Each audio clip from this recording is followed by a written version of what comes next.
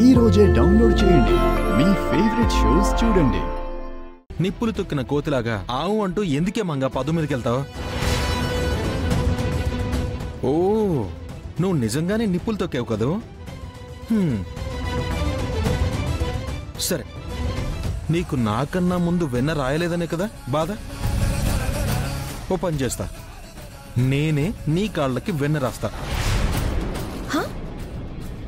నువ్వా నా కాళ్ళకి వెన్న రాస్తావా? నిజంగానా? నేను డైరెక్ట్గా చెప్తే నువ్వు నమ్మేలా లేదు అంటే నేను డైరెక్ట్గా వెన్న రాస్తే నాకంత రెస్పెక్ట్ ఉండదు, నీకంత కిక్కు ఉండదు. ఓ పని చేద్దామా? ఏం పని? పందెం వేసుకుందాం. ఆ పందెంలో నువ్వు గెలిస్తే నేను నీ కాళ్ళకి వెన్న రాస్తా, నేను గెలిస్తే నువ్వు నా కాళ్ళకి వెన్న రాయాలి. ఏంటా పందెం? చాలా సింపుల్ పందెమే, చెక్కుడి పిల్లమా. నేను కళ్ళు మూసుకుని చేసే పని నువ్వు కళ్ళు తెరుచుకుని చేస్తే చాలు. వీడు కళ్ళు మూసుకొని చేసినప్పుడు నేను కళ్ళు తెరుచుకొని చేయడం ఈజీయే కదా.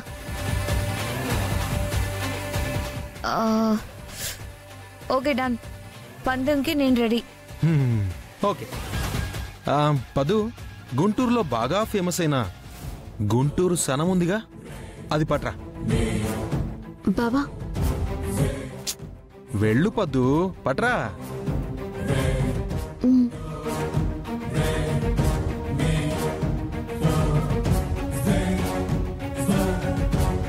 వాట్ ఇస్ దిస్ గుంటూరు సనం? గుంటూరు సనం ఈస్ కమింగ్ కమింగ్ కమింగ్.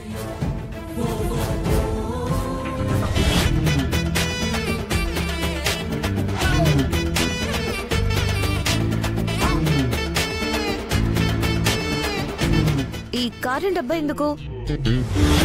ఇదే మన పందెంలో అసలు ప్రాపర్టీ. కాదు, పందెం ఏంటో చెప్పు. నేను కళ్ళు మూసుకుంటాను, నువ్వు పిడికిట్లోకి కారాన్ని తీసుకుని నా కళ్ళల్లో కూదాలి. తర్వాత నువ్వు కళ్ళు తెరుచుకుంటావు, నేను ఈ కారాన్ని పిడికిల నిండా తీసుకుని నీ కళ్ళల్లోకి ఊదేస్తానన్నమాట. ఓకే.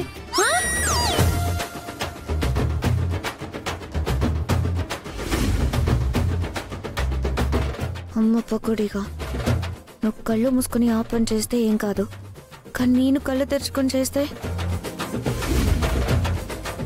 అదో తప్పుకో. రెడీయా?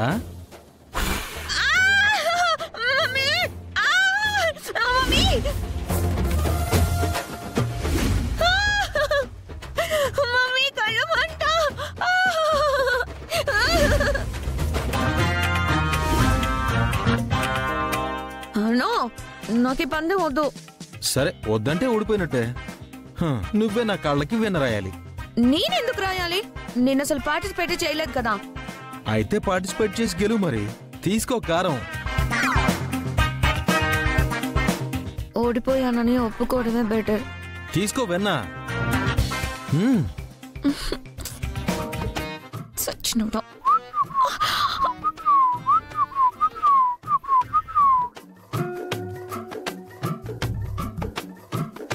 నీ అపురూపమైన ఆలపాటి అహంకారపు చేతులతో నీ పతిదేవుడైన ఈ దేవరపాటి వెంకటేశ్ నాయుడి కాళ్ళకి ఆ వెన్నని నున్నగా రాయి. కానివ్వు.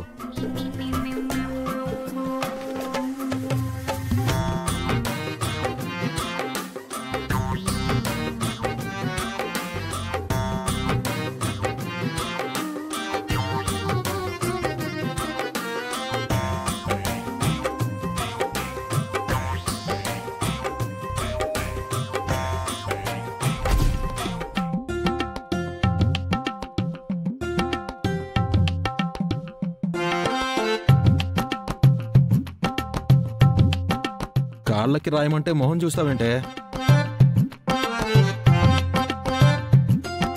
అయ్యయ్యో, మొహమేంటే అలా పెట్టావు? ఓ, నా కాళ్ళకి వెన్న రాయడానికి నీ మనసుకి కష్టంగా ఉంది కదూ?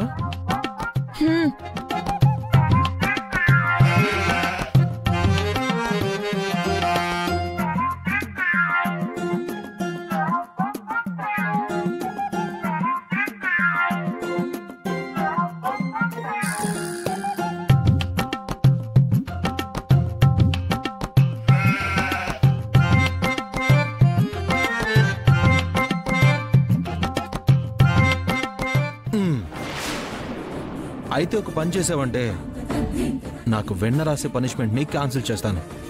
ఏంటా పని? ఫ్యాక్టరీలో 20 సంవత్సరాల క్రితం పనిచేసిన వర్కర్స్ అందరి డీటెయిల్స్ నాకు కావాలి. నీకెందుకు? ఇస్తావా రాస్తావా?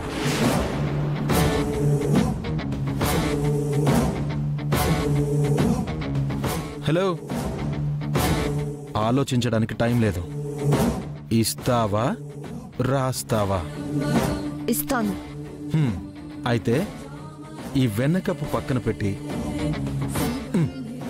కాల్ చేయి.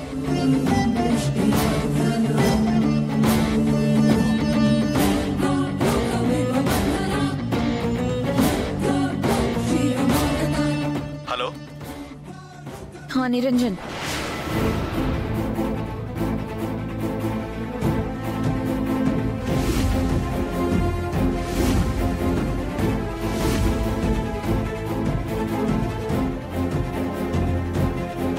చెప్పేశాను.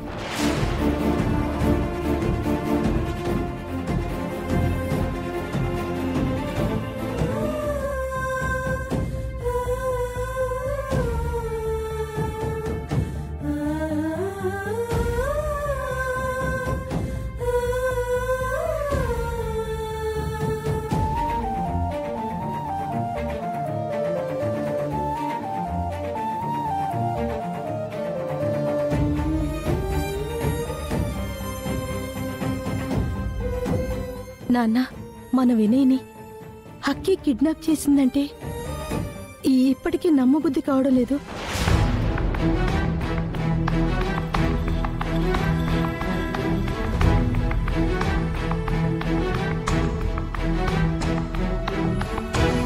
ఇరవై ఏళ్ల కిందటి వర్కర్స్ డీటెయిల్స్ అడిగాను, సరే. కానీ ఆ వర్కర్స్ కంటే శ్రీహరి మావయ్య గురించి కృష్ణవేణి అత్తయ్యకి ఎక్కువ తెలిసి ఉంటుంది కదా. అత్తయ్యతో మాట్లాడితే ఏదో ఒక క్లూ దొరకొచ్చు కదా.